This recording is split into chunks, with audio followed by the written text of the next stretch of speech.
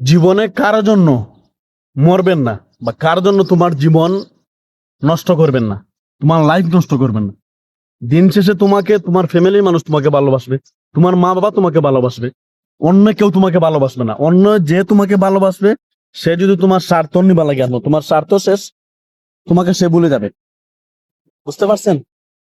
এই জীবনে যদি আপনাকে কেউ রিয়েলিটি ভাবে ভালোবাসে থাকে, একবারে ফ্যামিলির মানুষ, একদম অরিজিনাল বা অথেন্টিক ভালোবাসা যদি তোমার এই জীবনে যদি কেউ ভালোবাসে থাকে, সেটা হচ্ছে তোমার মা আর তোমার বাবা, বা ফ্যামিলির গার্জিয়ান সহ, ফ্যামিলির স্টাফ সহ।